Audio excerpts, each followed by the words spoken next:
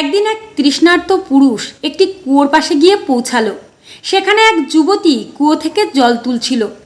পুরুষটি তার কাছে গিয়ে বলল, একটু জল দেবে? মেয়েটি হাসি মুখে তাকে জল দিল।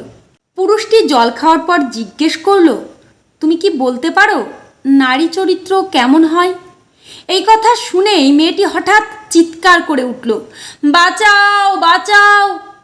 তার চিৎকার শুনে আশেপাশের গ্রামবাসীরা দৌড়ে কুয়োর দিকে ছুটে এলো।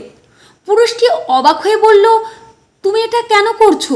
মেয়েটি বলল, যাতে গ্রামের লোক এসে তোকে ধরে মারে, এতটাই মারে যাতে তোর জ্ঞান ফিরে আসে।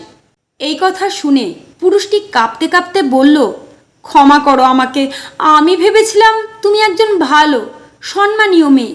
তারপর মেয়েটি কুয়োর পাশে রাখা কলসির সমস্ত জল নিজের গায়ে ঢেলে দিল। ভিজে গেল পুরোপুরি। সেই সময়ই গ্রামবাসীরা এসে পড়ল। তারা জিজ্ঞেস করলো, কি হয়েছে কি হয়েছে? মেয়েটি বলল, আমি কুয়োতে পড়ে গিয়েছিলাম, এই ভালো মানুষটি আমাকে বাঁচিয়েছে, ও না থাকলে আমি আজ মরেই যেতাম। গ্রামবাসীরা খুব খুশি হয়ে লোকটিকে কাঁধে তুলে নিল, তার প্রশংসা করল এবং তাকে পুরস্কৃতও করল। গ্রামবাসীরা চলে গেলে মেয়েটি চুপচাপ লোকটির দিকে তাকিয়ে বলল, এবার বুঝলে নারী চরিত্র কেমন?